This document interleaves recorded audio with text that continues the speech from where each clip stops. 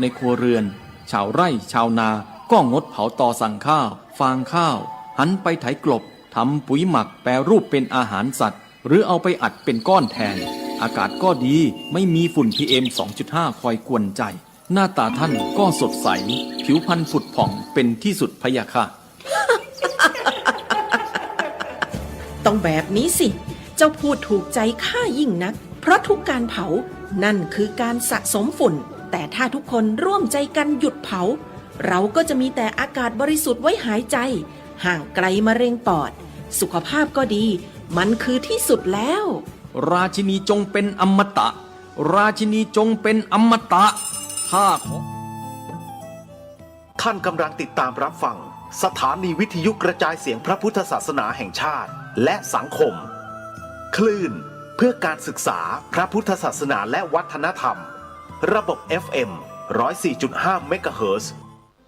รายการต่อไปเป็นรายการคดีโลกคดีธรรม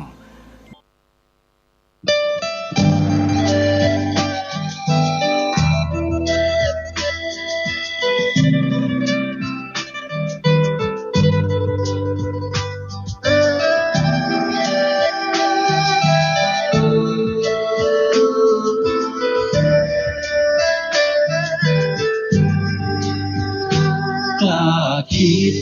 ก็ต้องกล้าทำอย่ากลัวถ้าทำความดีเร่งศึกษาปัญหาให้ทันท่วงทีเมืองไทยจะพัฒนากว่านี้รายการดี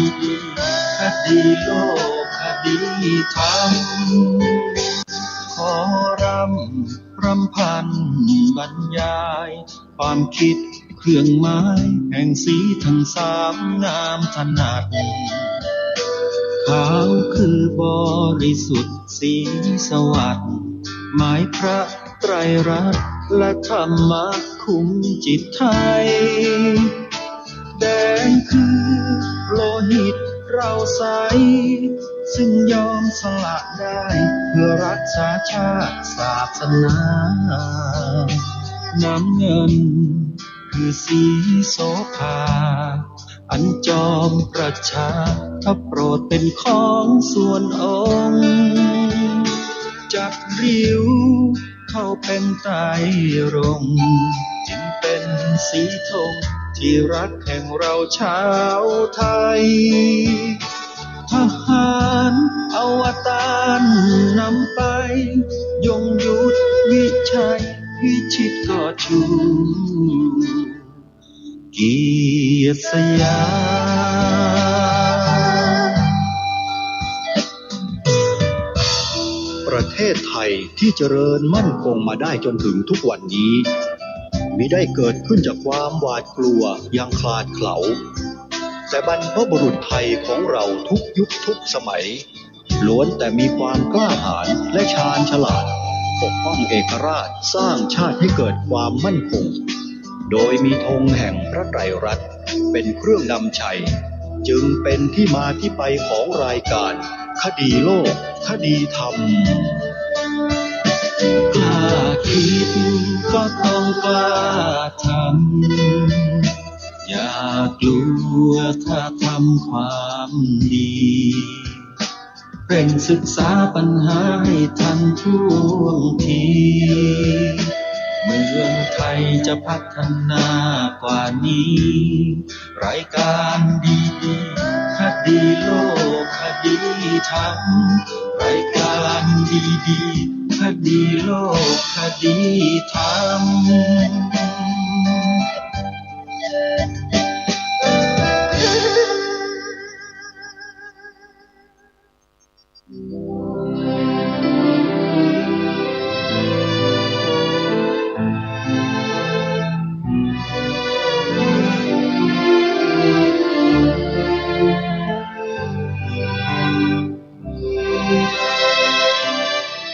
ขอ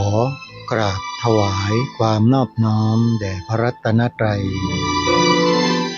ถวายความเคารพพระมหาเถระพระเถรานุเถระทุกท่านข ขอความสุขความเจริญในธรรมจงบังเกิดมีแด่ท่านสาธุชนที่กำลังติดตามรับฟังรายการจากสถานีวิทยุแห่งนี้ทุกท่านขอนำท่านผู้ฟังเข้าสู่รายการคดีโลกคดี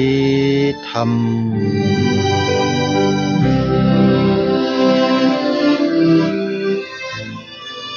พบกันวันนี้วันขึ้น4 ค่ำเดือน 4วันนี้ตรงกับ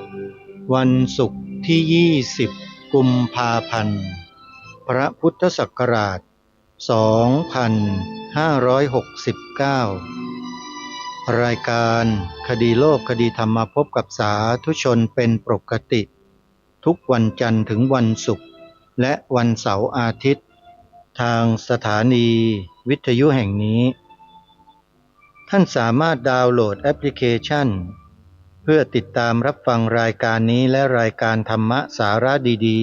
ๆจากสถานีวิทยุพระพุทธศาสนาแห่งชาติคลื่นต่างๆที่รวมกันอยู่ในแอปพลิเคชันเดียวกันนี้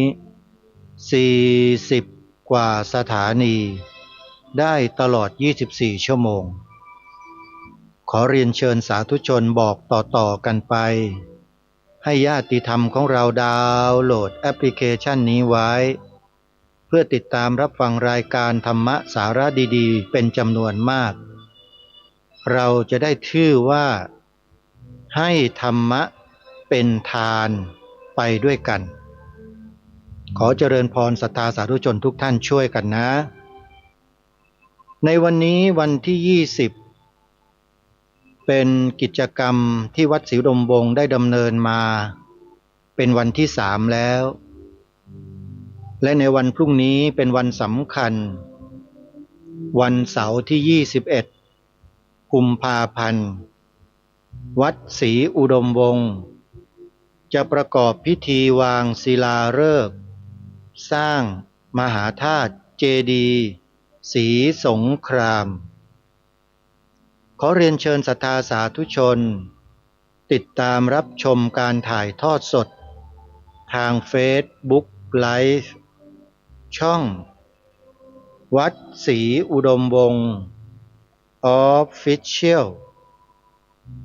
สามารถที่จะเปิดดูได้ในช่วงเวลาจัดงานดังกล่าวสำหรับการร่วมทำบุญกับทางวัดโยมสามารถร่วมบุญได้ตลอดไปนะโยมถึงแม้ว่างานวางศิลาฤกษ์เสร็จแล้วแต่การก่อสร้างก็ยังคงดำเนินไปโดยตลอดญาติโยมก็สามารถบริจาคเข้าไปได้ตลอดจดเบอร์โทรศัพท์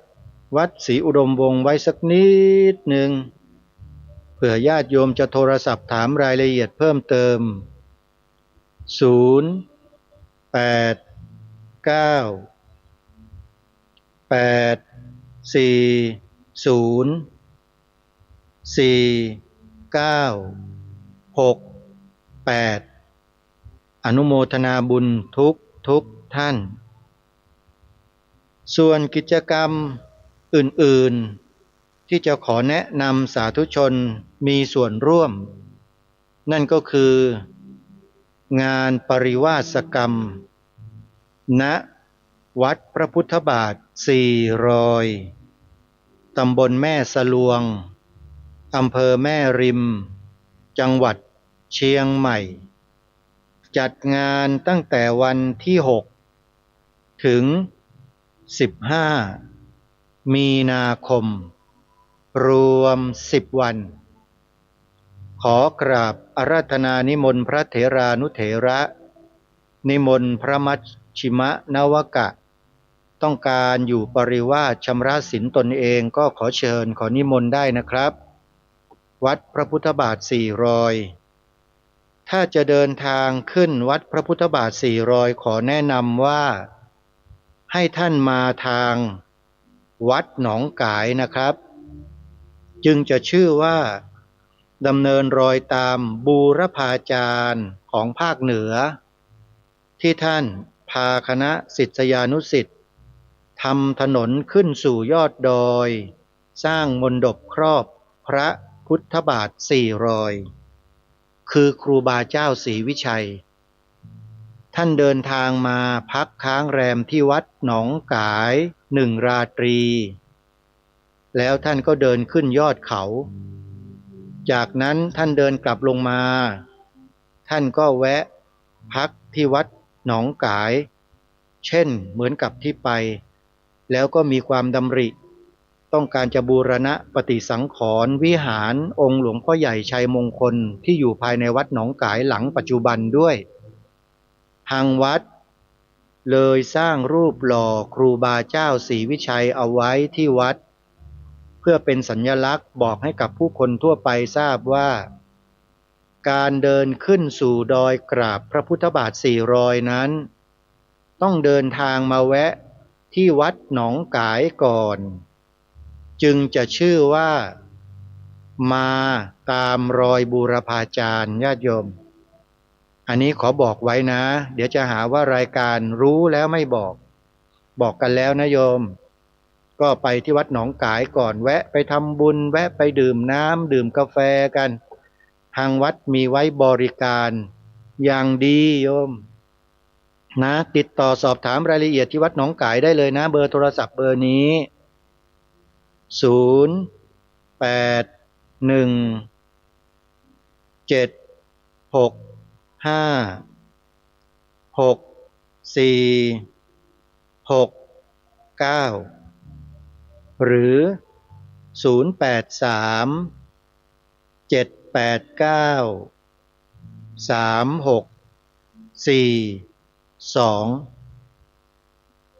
ส่วนท่านใดจะร่วมสนับสนุนทำบุญสร้างศาลาปฏิบัติธรรมให้กับสวนป่าสามัคคีธรรมตั้งอยู่ที่บ้านสามัคคีตำบลบ้านผืออำเภอจอมพระจังหวัดสุรินทร์ซึ่งเป็นส่วนงานที่อาตมาภาพเป็นผู้รับผิดชอบและดูแลถ้าหากญาติโยมจะร่วมบุญก็สามารถโอนปัจจัยเข้ามาได้ตลอดเลยนะโยมนะคนละเล็กคนละน้อยไม่ต้องเยอะไม่ต้องมากโยมทำตามกำลังของเราถือว่าช่วยให้อาตมาเนี่ยเดินหน้าในการทำงานโอนปัจจัยเข้ามาร่วมบุญได้เลยโยมโอนมาที่ธนาคารไทยพาณิชย์สาขาบางลำพูเลขบัญชี114-214-9897หมายเลขโทรศัพท์พร้อมเพย์0946626935เอาละช่วงนี้เพื่อไม่ให้เป็นการเสียเวลาจะนำทุกท่านเนี่ยมาฟังอาจารย์ยักษ์พูดเรื่องในปัจจุบันให้เราได้ศึกษาเรียนรู้กันหัวข้อเรื่องที่ท่านตั้งไว้ก็คือเราจะอยู่รอดกันได้อย่างไรในภาวะโลกวิกฤตอาจารย์ยักษ์กำลังพูดถึงเรื่องวิกฤตของโลกโดยที่ผู้นำของโลกได้มาใช้กองกำลังบุกเข้าประเทศคนอื่นแล้วจับผู้นำของประเทศนั้นไปเป็นตัวประกันแหมกำลังสนุกเลยโยมหมดเวลาซะก่อนเมื่อวานอย่างก็ในหนังเลยเนาะแต่มันเป็นเรื่องจริงโยมนี่แหละมันเป็นชนวนที่จะก่อให้เกิดสงครามโลกในครั้งนี้ซึ่งอาจารย์ยักษ์ก็ยืนยันนะว่าคงเลี่ยงไม่พ้นแน่เพราะโลกเราห่างจากสงครามโลกมา80กว่าปีแล้วโยมสงครามโลกครั้งที่1เนี่ยเขาทิ้งช่วงมา40กว่าปีแต่สงครามโลกครั้งที่2ทิ้งช่วงมาแล้ว81ปีเพราะฉะนั้นอาจารย์ยักษ์พูดเมื่อคลิปหน้าบอกว่าถึงเวลาแล้วล่ะ มันจะต้องเกิดทีนี้อาจารย์ยักษ์ถามว่ากลัวไหมใครๆก็กลัวทั้งแหละสงครามโยมแต่ถ้าพูดถึงเรื่องความอยู่รอดความปลอดภัยของผู้คนแล้วอาจารย์ยักษ์บอกว่าไม่เคยกลัวเพราะอาจารย์ยักษ์มีความรู้มีความสามารถได้รับมาโดยตรงจากพระบาทสมเด็จพระเจ้าอยู่หัวรัชกาลที่ 9เรื่องเศรษฐกิจพอเพียงอาจารย์ยักษ์ก็สืบสารรักษาต่อยอดพระราชปณิธานของพระองค์ท่านมาจนถึงวันนี้แล้วก็จะต่อยอดให้พวกเราเนี่ยพวกเราฟังกันเนี่ยแล้วเราก็เตรียมร่วมแรงประสานมือประสานกายประสานใจให้เป็นเครือข่ายโยมอาจารย์ยักษ์พูดชัดๆพูดย้ำๆเมื่อวานว่าคนเดียวทำไม่ได้ต้องรวมกลุ่มกันทั้งบ้านทั้งเมืองโยมอาตมาขอเอาด้วยเรื่องนี้เตรียมตัวและปลูกป่าเอาไว้เนี่ยที่สวนป่าสามัคคีธรรมจะสร้างศาลาไว้เนี่ยเตรียมแล้วโยมวางแผนเอาไว้เดินหน้าแน่นอนนะอันนี้ต้องคอยติดตามดูก็อยู่ที่ว่าศาลาเสร็จหรือเปล่าถ้าศาลาไม่เสร็จอาตมาก็เสร็จนะโยมคือต้องหาเงินใช้หนี้แต่เขาขอให้อย่าให้เป็นอย่างนั้นเลยนะโยมเนาะขอให้มีคฤหัสถ์ใจดีเศรษฐีใจบุญรับงานนี้ให้หน่อยเถอะสาธุโยมขอให้เสร็จไวๆจะได้ทำงานใหญ่ร่วมกัน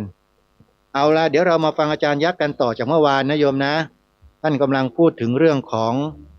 ประธานาธิบดีจากประเทศหนึ่งนำกองกำลังไปบุกจับประธานาธิบดีของอีกประเทศหนึ่งมาเป็นตัวประกันแล้วก็เข้าไปบริหารจัดการประเทศนั้นเพื่อหวังจะได้ทรัพยากรที่เป็นน้ำมันจะเป็นยังไงก็ไม่ทราบลองฟังอาจารย์ยักษ์ต่อเนื่องแล้วกันนะติดตามรับฟังพร้อมๆกันได้ณบัดนี้สงครามโลกครั้งที่สองเกิดหลังครั้งที่หนึ่งกี่ปีผมไม่แน่ใจว่าผมจำได้กับ42 ปีเว้นการรบกันสงครามโลกครั้งที่สองเว้นมา42 ปีหรือยัง81 ปีแล้วเพราะนั้นถึงเวลาแล้วที่เขาจะเล่นสนุกกันว่าใครจะมีอาวุธแน่กว่ากันแต่ผมว่าเขาเล่นสนุกกันงวดเนี้ยไอ้ของเล่นเขามันจะตกใส่หัวคนทั้งโลกเพราะว่าไอ้เขาเรียกอะไรประทัดไฟลงมาลูกน่าจะตายเป็นล้านคนประทัดมันเริ่มเจริญก้าวหน้าทางเทคโนโลยีมากขึ้นเพราะฉะนั้นเขาโยนประทัดเล่นกันนะสนุกกันเนี่ยกำลังเล่นกันอยู่นะตอนเนี้ยอยู่5 จุดแล้วใช่ไหมเราโยนประทัดใส่กันบางทีเอาเครื่องบินบ้านเราก็เอาประทัดใส่เครื่องบินF-16กับอะไรนะกริฟเฟนเอาประทัดไปโยนใส่ตามตึกที่มันเล่นการพนันกันไปโยนใส่ในแหล่งอาวุธยุทโธปกรณ์สู้กันตายกันเป็นเบื่อตายยังไม่ไหวอีกไม่นานทั้งโลกมันจะเกิดจุดแบบนี้ขึ้นเราดาวไม่ออกว่าตอนนี้มัน6-7 จุดเข้าไปแล้วนะและแต่ละจุดนี่โอ้โหเวลาประทัดลงไปตึ้งอยู่โอ้ยมันแรงกว่าประทัดที่เราขนาดระเบิดใส่มือเนี่ยแก้มือแตกเราเล่นกันประทัดเดี๋ยวนี้ประทัดมันโอ้โหแล้วมันยิงกันยิงเป็น10,000 กิโลนะครับผมกลัวมากเลยถ้าสมมติว่าพี่คิมกดจึ้งมันไส้ที่เหลือทุกประเทศน่าจะกดจนบึ้งบังบึ้งบังบึ้งบังนี่คือสงครามโลกครั้งที่3ที่จริงนะด้วยอาวุธที่เรียกว่าอะไรชื่ออะไรน่าจะจำไม่ได้คนที่สมองดีที่สุดในรุ่นเราเนี่ยไอ้อ้อมน่าจะจำไม่ไหวเพราะมันชื่อระเบิดลูกที่1ประทัดลูกแรกที่ลงที่ฮิโรชิมามันชื่ออะไรนะพี่อ้อมใครจำได้แฟตแมนลูกที่2ลงในจังหวัดอะไรเมืองอะไรฮิโรชิมานาซากิชื่ออะไรLittle Boy ไอ้แฟตแมนตัวอ้วนน่ะคนตายไม่กี่แสนคนแต่ไอ้เด็กน้อยLittle Boy เนี่ยไอ้ Little Boy แรงกว่าแฟตแมนตัวใหญ่ไม่แรงไอ้ตัวเล็กอีกแรงกว่าตายเป็นเบื่อแล้วรัศมีตกค้างอยู่เป็นหลาย10 ปีจนเกิดโรคขึ้นในนั้นที่เรียกว่าโรคอะไรเอาเนาะพอเถอะ มันจะไปไกลแล้วเดี๋ยวไม่ได้ดูหนังก็ต้องสร้างสภายสถานนี่นะทั้ง8 มุมเมือง ต้องสร้างสภายสถาน8 มุมเมือง ทุกเมืองต้องมี8 มุมเมืองมิฉะนั้นคนในเมืองจะอดตายจะฆ่ากันจะแย่งชิงไม่มีอากาศหายใจแต่สภายสถาน4รู้แล้วนะอันนี้ก็อยากไปทำที่พูดเนี่ยก่อนมาพูดมาบรรยายผมไปทำแล้วทั้งนั้นเพราะว่าเดี๋ยวนี้มีแต่คนพูดเก่งเขียนเก่งแต่ทำไม่มีเราก็เลยต้องชวนพวกเรามาทำเพราะผมคนเดียวก็ไม่มีแรงแล้วล่ะอายุตั้ง27แล้วใช่ไหมมันจะเอาแรงเนี่ยตอนนี้ไปปุ๊บพวกที่เห็นว่ายังพอมีแรงอยู่ก็ช่วยกันสร้างช่วยกันทำใครเห็นก็มาช่วยกันใครไม่เห็นก็ไม่ว่าอะไรแล้วก็ไม่ว่าอะไรเราก็เปิดยุทธการสู้กับโลกเดือดให้มันเย็นเราเรียกว่ายุทธการ5 ปอ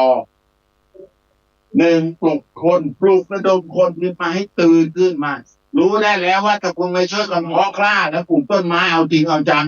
คุณนั่นแหละจะสวรรค์จะได้ไปอยู่บนสวรรค์เร็วฉะนั้นปลูกคนขึ้นเพาะกล้าเอาไปปลูกทุกอย่างเลย2มาร่วมกันปลูกป่า3 อย่างให้มันเกิดประโยชน์ถึง4 อย่างแบบพระเจ้าแผ่นดินทำให้ดูเหมือนที่นี่ทำให้ดูประโยชน์4 อย่าง1ของกิน2ของใช้3ที่อยู่อาศัย4สภาพแวดล้อมดีเป็นสภายสถาน3สร้างงานแล้วเอางานไปแบ่งปันประโยชน์กันพูดย่อๆให้จำง่ายว่าสร้างงานสารประโยชน์แค่ปลูกป่าแล้วขุดแหล่งน้ำไปเนี่ยก็มีน้ำแท้กินเมื่อเช้านี้ใช่ไหมและต้นไม้ป่านะที่คุยขุดไว้ตั้งแต่เด็กๆผักหญ้าปลามันอุดมสมบูรณ์มันไม่มีทางอดแต่คนเดี๋ยวนี้มันกลัวอดแต่ไม่เฮ็ดอะไรเลยไม่ทำอะไรเลยถ้าทำมันจะอดไหมเนี่ยถ้ายกเว้นโง่ยกเว้นขยันมากเลยตัดป่าออกแล้วปลูกอ้อยปลูกข้าวโพดปลูกยางพาราอ้อยข้าวโพดยางผมเพิ่งไปลูกศิษย์ไปเป็นผู้ว่าอยู่ที่บึงกาฬคุยกับผู้ว่าเขาคุยกับเขาเรียกอะไรประธานสภาอุตสาหกรรมเขาบอกคนที่เนี่ยป่วยเป็นโรคปอดเยอะที่สุดครับอาจารย์ถามว่าเป็นไรเพราะคนที่นี่ปลูกยางกันครึ่งจังหวัดแล้วปลูกยางแล้วมันป่วยเป็นโรคปอดเกี่ยวกันยังไงวะงึบเลยเขาบอกว่าน้ำกรดที่ใช้กับยางมันทำให้หายใจเข้าไปป่วยครึ่งจังหวัดนะครับจังหวัดนั้นมีพื้นที่อยู่2 ล้านกว่าไร่พื้นที่ปลูกยางอย่างเดียว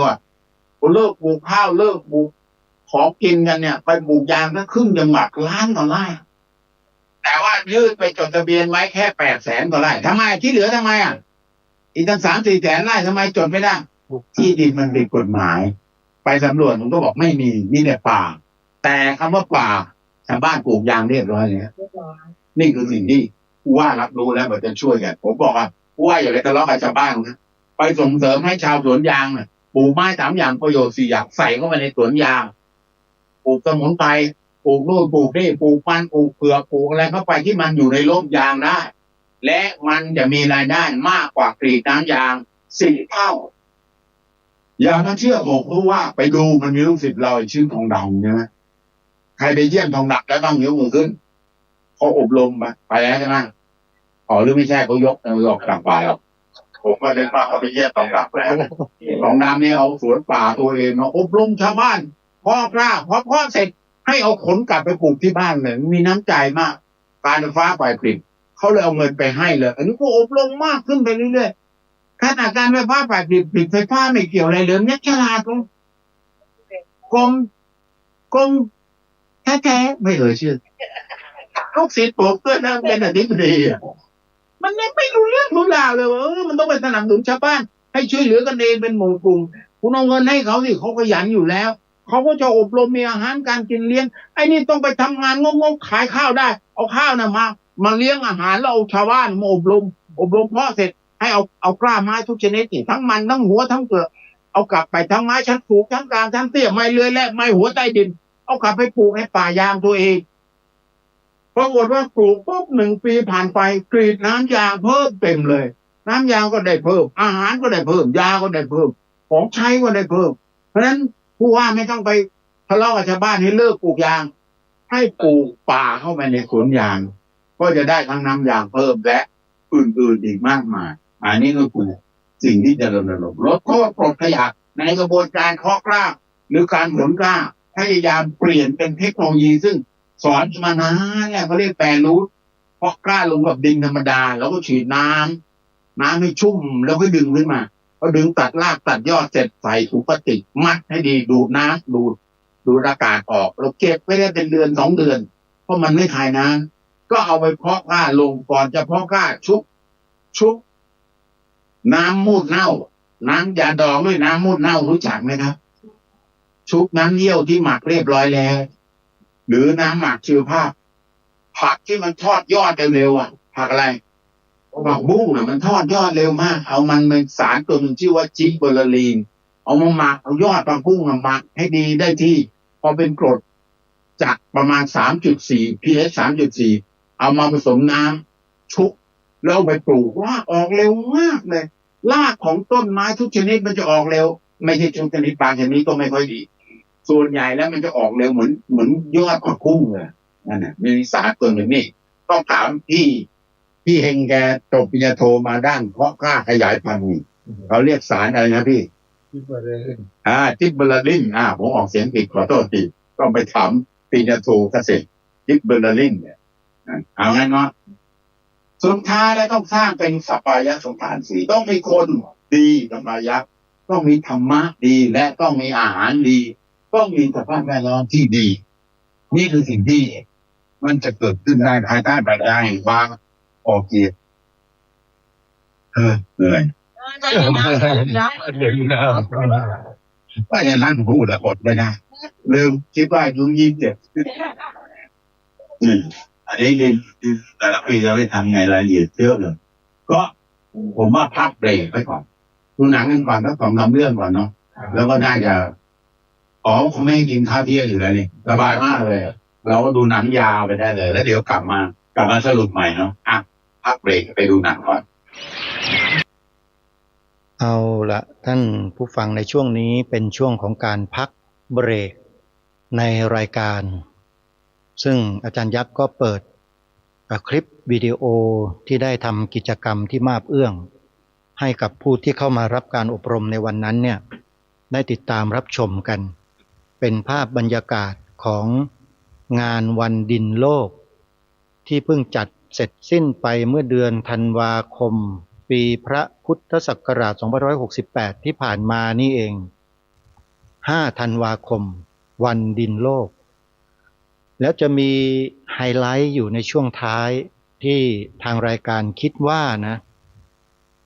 เราควรจะมาฟังความรู้สึกของผู้ที่ไปร่วมงานในวันนั้นมีทั้งชาวต่างประเทศมีทั้งคนไทยนะใครที่ฟังภาษาอังกฤษออกก็ลองฟังชาวต่างประเทศเขาพูดถึงงานแบบนี้ดูสิว่าเขาพูดอย่างไรแล้วคนไทยเราพูดอย่างไรเดี๋ยวไปติดตามรับฟังพร้อมๆกันได้ณ บัดนี้ was very important for me to know not only about practices in agriculture, which is very important, but also the community work based on King Rama IX philosophy. ความเค็มที่มันอยู่ในดินเค็มนะคะ Good technology, good idea, and the philosophy to prepare tomorrow, the future, the kind of life. In the current climate crisis, is all the integrated practices are important, right? Because the more, let's say, farmers can ensure that the system is cohesive, so you have a bit of diversified, and connecting land with water, with all the resources you can, it's going to make it more resilient to shocks and to changes in the environment. So this is a really good example, I would say. 是的，这里开会非常开心，在这里做事情，大家是出于自己的内心，然后做正确的事情，我们应该做的非常重要的事情。所以在这里，我认为大家都非常真实，所以非常开心。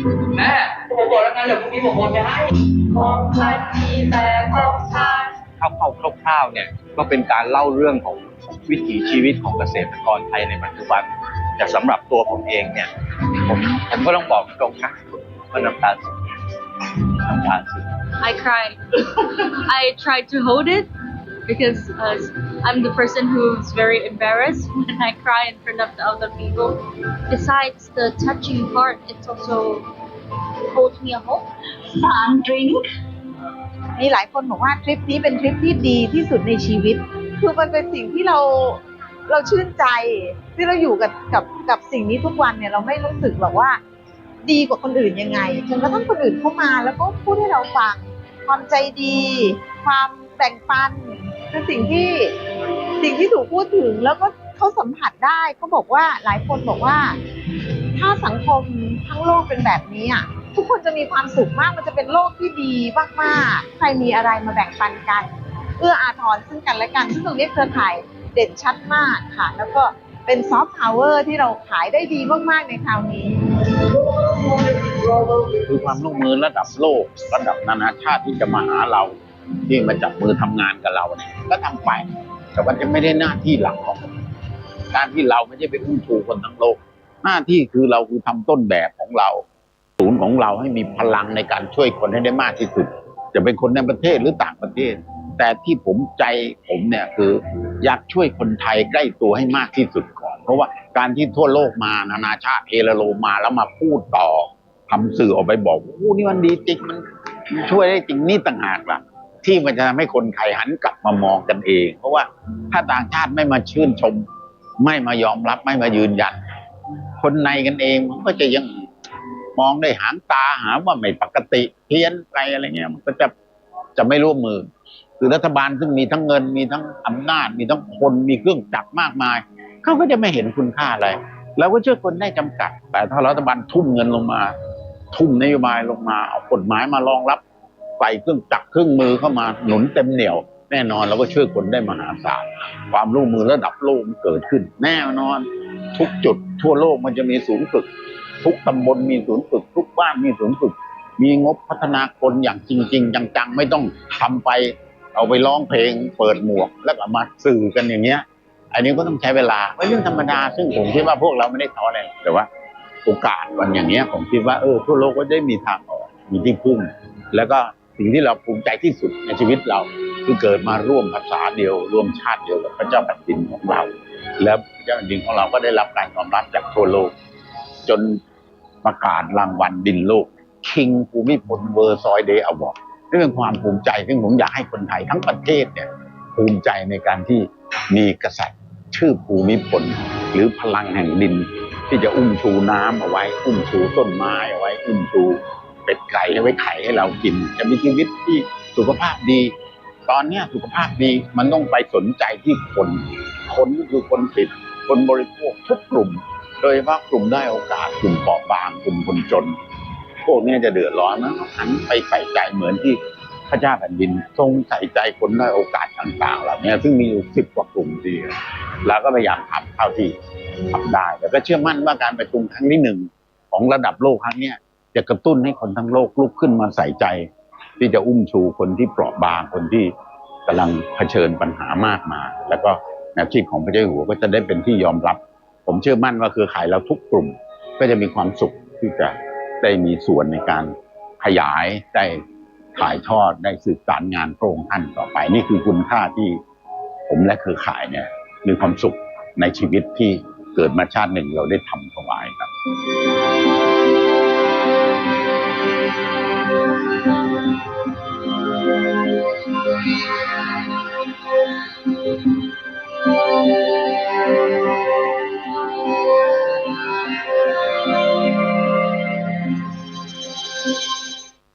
อันนี้เป็นรางวัลพระเจ้าอยู่หัวได้รางวัล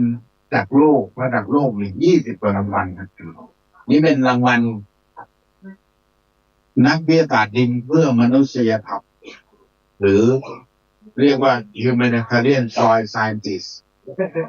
เป็นรางวัลมนุษย์จะไม่อดอยากต้องดินสมบูรณ์ดินสมบูรณ์เนี่ยมันนำมาซึ่งทุกอย่างที่สมบูรณ์เพราะฉะนั้นการดูแลรักษาดินเป็นงานใหญ่ที่พระเจ้าแผ่นดินของเรามีชื่อเสียงโด่งดังไปทั่วโลกเวลาที่ไหนมีปัญหาฝ ลผลิตข้าวไม่พอผลผลิตอาหารไม่พอเขาก็ดิ้นรนหาผู้เชี่ยวชาญในโลกเนี้ยที่จะไปแก้ปัญหาให้เพิ่มผลผลิตเขาคิดถึงพระเจ้าแผ่นดินของเราเซิร์ชลงไปก็เลยเจอชื่อแอนยากอีกเหมือนเดิมเขาก็เชิญผมเนี่ยซื้อตั๋วลงเครื่องบินมาให้ผู้ช่วยไป1 คนผมมักจะพาลูกศิษย์ไปเรียนด้วยว่าเวลาเราไปสอนชาวต่างประเทศให้เขาพึ่งตนเองด้านอาหารนี่พอกินเหลือกินเนี่ยมันต้องเริ่มจากดินทำยังไงไปเดินสำรวจจริงๆตากแดดนี่แหละเขาก็งงโอ้โหเขาบอกทำไมเป็นผู้เชี่ยวชาญได้ไงเดินไม่กลัวแดดเลยเอาก็เพราะไม่กลัวแดดเป็นเชี่ยวชาญแล้วแดดเนี่ยเมื่อเช้าเนี่ยครูวีรับแดดเต็มเลยเพราะฉะนั้นจึงมีวิตามินดีเนี่ยวิตามินดีกินเนี่ยมันสู้ตากแดดไม่ได้ยิ่งเราสูงอายุเนี่ยกินเข้าไปนะมันก็สามารถมันดูดเอาวิตามินที่เรากินเข้าไปเนี่ยมาชดเชยเนี่ยยากมันต้องได้จากอาหารธรรมชาตินะแสงแดดหัวใจสำคัญที่สุดคือแสงแดดผมเนี่ยเป็นคนที่พออายุมากๆแล้วกินอะไรเข้าไปแล้วมันก็ดูดวิตามินดีเอาไปใช้ได้น้อยหมอจึงต้องให้กินแล้วก็เราปกติชอบตากแดดแต่ว่าระยะหลังๆเนี่ยผิวหนังเองมันก็เสื่อมมันก็ดึงเอาแดดมาใช้เกิดวิตามินดีได้น้อยลงจึงต้องเพิ่มเวลาตากแดดมากขึ้นเพื่อให้มีวิตามินดีเพียงพออันนี้ก็เป็นรายละเอียดของแต่ละปีทุกปี195 ประเทศทั้งโลกจะมาประชุมกันที่โรมอิตาลีเขาจะลงเงินไปสร้างตึกที่เรียกว่ากระทรวงเกษตรโลกหรือเรียกว่า FAO Food and Agriculture Organization เพื่อดูแลคนทั้งโลกไม่ให้อดอาหารเขาจึงไปรวมกันตั้งกระทรวงเกษตรโลกตึกสวยงามมากสร้างด้วยเงินของทุกประเทศเงินเราด้วยนะครับภาษีเราด้วยไปสร้างตึกที่กรุงโรมผมพาเกษตรกร2 คนและเครือข่ายหน่วยงานกรมพัฒนาชีวิตด้วยเด็กถึง18 คนเนี่ยไปประชุมที่นั่นตึกนั้นเนี่ยสร้างด้วยเงินเราแต่ว่ายุคต้นๆอเมริกาออกมากสุดเดี๋ยวนี้อเมริกาให้มีตามจีนเลยเป็นผู้นำออกตามมากสุดเขาจึงกลายเป็นผู้นำไปแล้ววันนี้แล้วจีนฉลาดไม่ไปนั่งเป็นผู้นำเองทั้งหมดก็ตกลงล็อบบี้เอาประเทศยากจนเนี่ยมาเป็นผู้นำเพื่อจะให้ดูแลประเทศยากจนไม่อดอยากนี่คือเป้าหมายของทั่วโลกแต่ละปีเขาก็จะมีข้อตกลงกันเนี่ย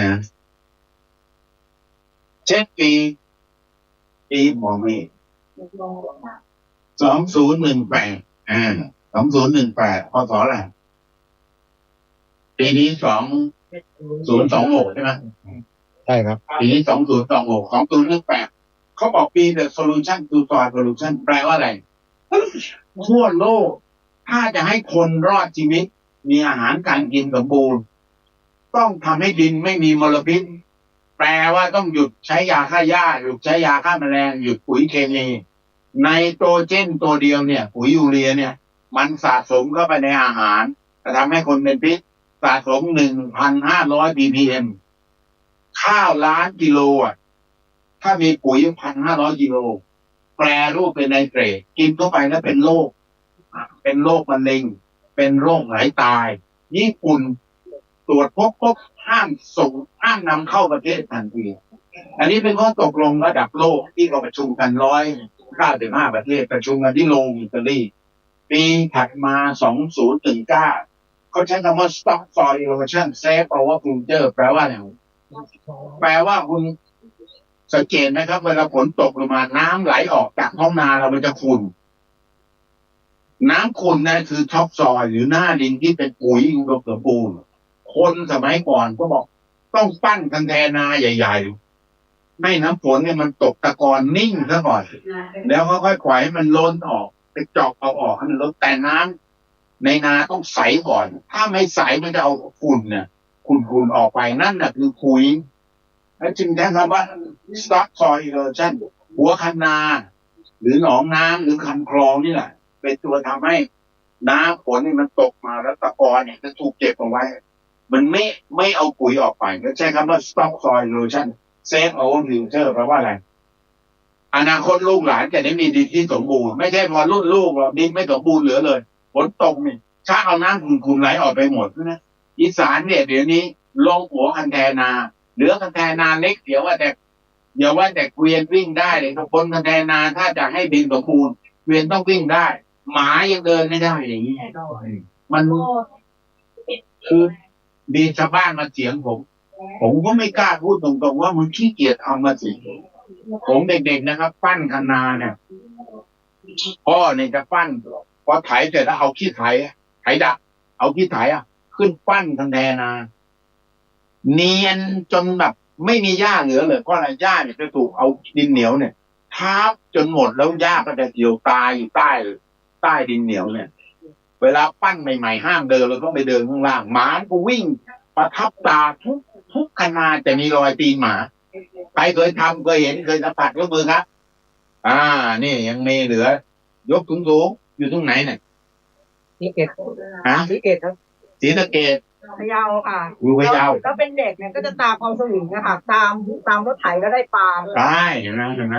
เดี๋ยวนี้ไม่เหลือแล้วไม่เหลืออะไรเลยเพราะว่าคนขี้เกียจแล้วมันไม่อยากจะว่าโง่มันปึ๊กไปแล้วกันเนาะถึงไม่เข้าใจเพราะฉะนั้น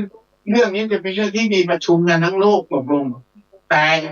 นู่นถามพี่เขาว่ากระทรวงเกษตรเอาไหมส่งเสริมบ้างไหม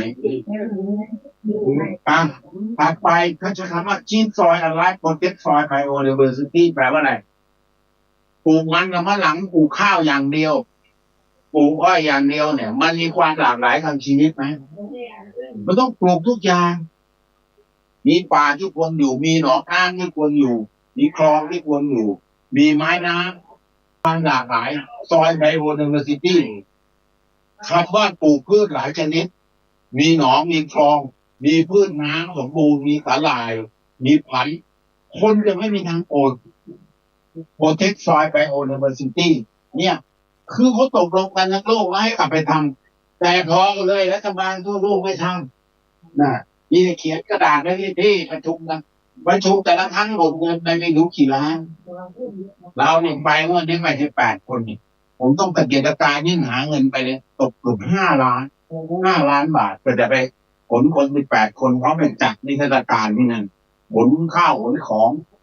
จ่ายค่าขนไอ้พวกที่จัดติดบูธไปจัดบูธนี่ก็ไล่ไปเรื่อยขออนุญาตไล่ซอยแวร์ฟู้ดมีจริงโฮซอยซาลิไนเซชันนี่คือปี2021เนี่ยปัญหาดินเค็มประเทศไทยเราเนี่ย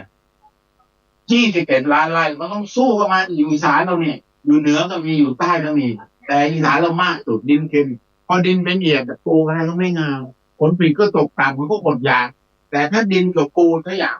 ไม่มีฝนเลยข้าวก็ได้กินนะครับผมยืนยันข้าวในขึ้นกลางทุ่งนาแห้งๆถ้าดินสมบูรณ์มีจุลินทรีย์มีขีดไส้เดือนเห็นจากขีดไส้เดือนไหมมีจุลินทรีย์ในขีดไส้เดือนเนี่ยไม่ต้องมีน้ำขังข้าวก็ให้ผลผลิตเป็นตันนะครับผมตามมาแล้วกับมือผมเนี่ยเพราะนั้นทั้งโลกตกลงกันนั้นไม่ทำอะไรกันเอาประมาณนี้เนาะจะพูดไปนานเวลาเป็นบ่นไป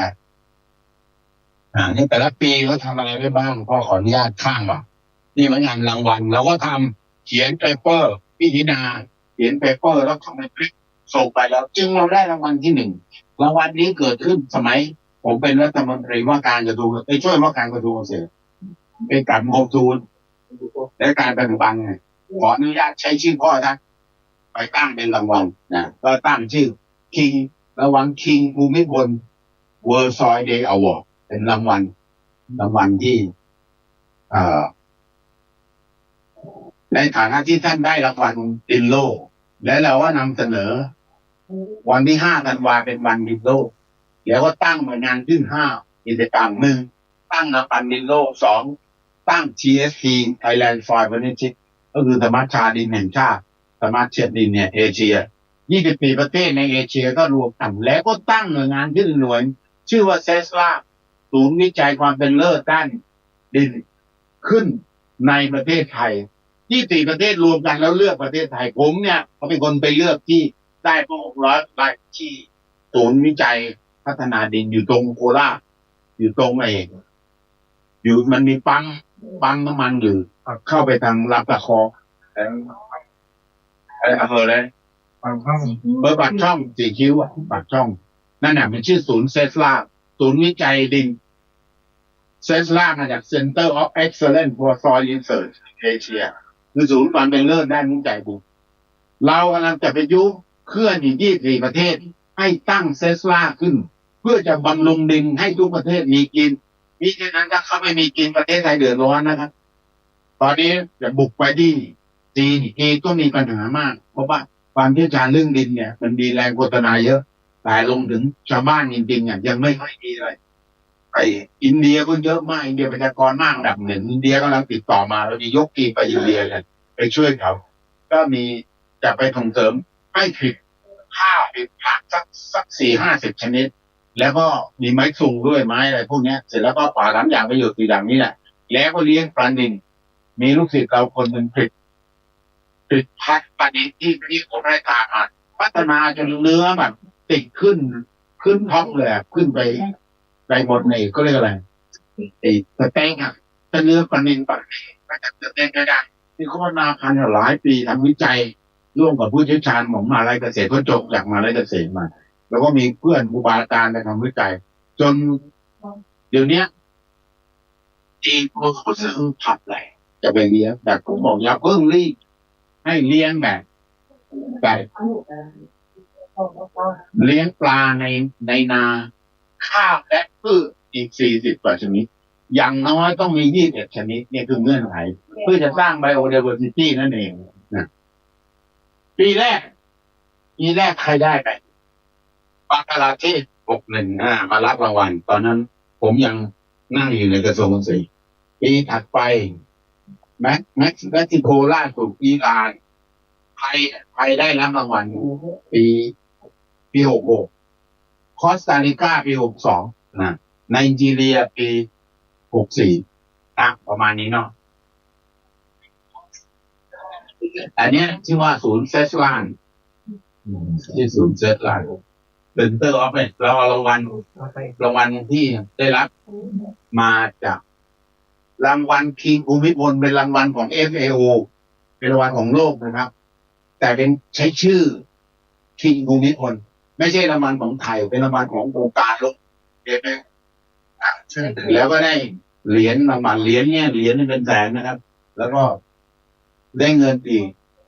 15,000 ดอลลาร์แต่บาทเงินสดอีก300,000 กว่าบาทแล้วก็เราก็เป็นคนหาให้เราตั้งสมาคมดินโลกขึ้นระดมทุนได้มา5 ล้านผมไปขอตามนายกกับรองนายกที่ดูแลเราขอไว้10 ล้านเพื่อจะเตรียมงานพวกนี้ทั้งหมดจัดงานดินโลกแล้วทำรางวัลดินโลกขึ้นแล้วก็มีคนระดมกันมาด้วยไม่ใช้เงินหลวงเลยถ้าแต่งเราก็ใช้แต่ตั้งสมาคมขึ้นมาด้วยชื่อสมาคมดินโลกเขาบังคับให้ผมเป็นเพราะผมสั่งให้อธิบดีเป็นกทมไม่จดทะเบียนให้เขาบอกต้องอาจารย์เป็นเขาจะจบเป็นอะไรวะพอเป็นเพราะเดี๋ยวนี้มันต้องเป็นวาระ2 ต่อนี่ใครมาเป็นไงเนี่ยก็เลยมันเหนื่อยกันอยู่พี่ควรพี่ปัดช่วยกันวางทางคุณเอาเนาะรายละเอียดคุยไปมันไม่จบง่ายๆได้เล่าเรื่องดินเนี่ยนะขอเวลาทั้ง3 เดือนเล่าเรื่องดินจริงๆที่เกี่ยวข้องกับพระเจ้าอยู่หัวนะมันมีเรื่องเล่าเต็ม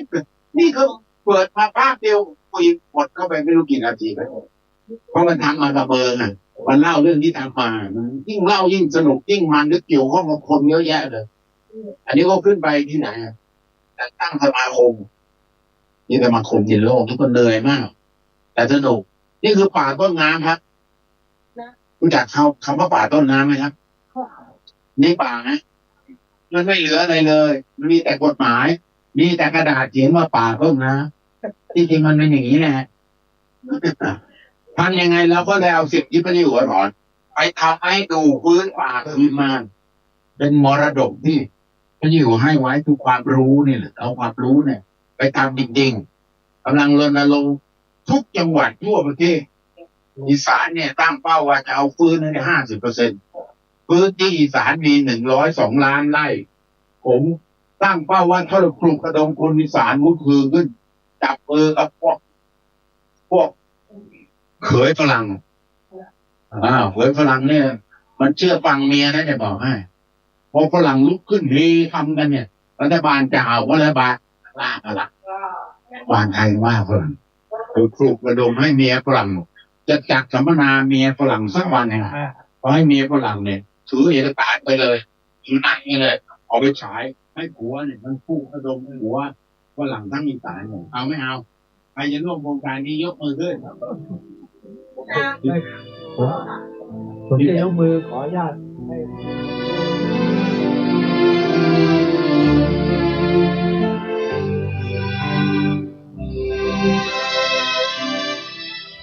สาธุชนผู้ฟังทุกท่านเวลาของรายการหมดลงอีกแล้ว เราก็ฟังกันมายาวๆอาจารย์ยักษ์ก็พูดถึงเรื่องของรางวัลดินโลกที่พระเจ้าอยู่หัวรัชกาลที่9ทรงได้รับจาก FAO ซึ่งเป็นหน่วยงานระดับโลกแล้วก็มาตั้งชื่อรางวัลให้ทาง UN มอบให้กับประเทศ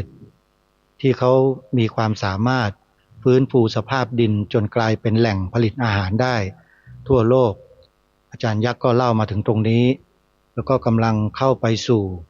เรื่องอื่นๆต่อไปเดี๋ยววันต่อไปเรามาติดตามรับฟังกันวันนี้เวลาของรายการหมดลงแล้วท่านผู้ฟังต้องขอสมมุติยุติรายการไว้แต่เพียงเท่านี้พบกับรายการได้ใหม่ในวันต่อไปขอความสุขความสวัสดีในธรรมแห่งองค์สมเด็จพระบรมศาสดาสัมมาสัมพุทธเจ้าจงปรากฏเกิดมีขึ้นในจิตใจของท่านผู้ฟังทุกท่านทุกคนเทอญขอ